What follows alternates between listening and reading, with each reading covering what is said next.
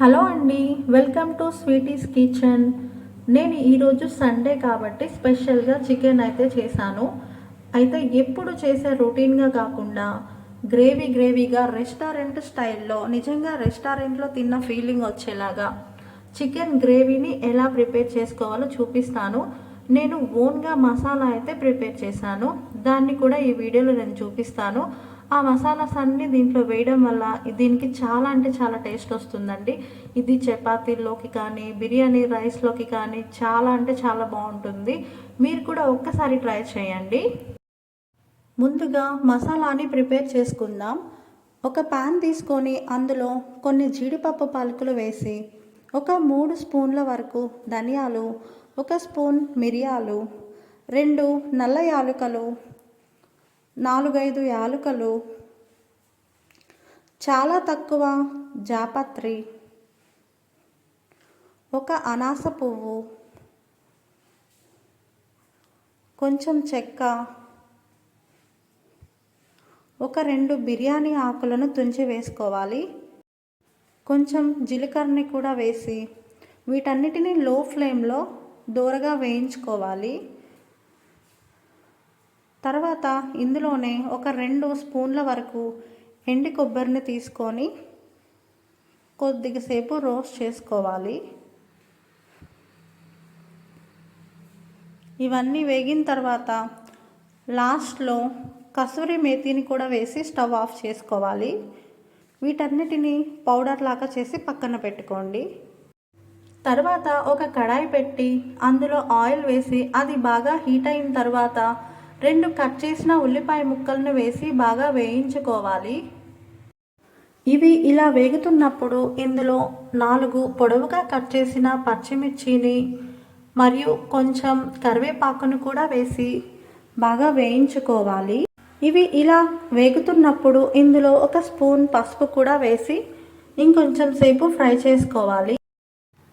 ఇవన్నీ కూడా బాగా వేగిన తర్వాత ఇందులోనే 1 స్పూన్ వరకు అల్లం వెల్లుల్లి పేస్ట్ వేసి పచ్చి వాసన పోయేలాగా బాగా వేయించుకోవాలి. ఇలా ఇవన్నీ బాగా వేగిన తర్వాత ఇందులోనే 1/2 కేజీ వరకు చికెన్ని యాడ్ చేసుకోవాలి.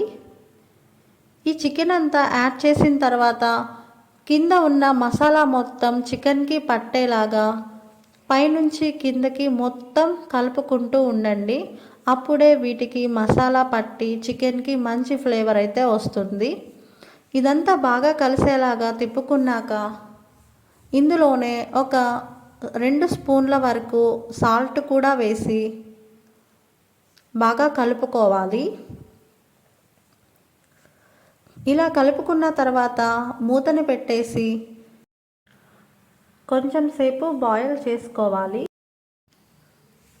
ఇది ఇలా కొంచెం సేపు బాయిల్ అయిన తర్వాత ఇందులో నుంచి వాటర్ అయితే బయటికి వస్తుంది.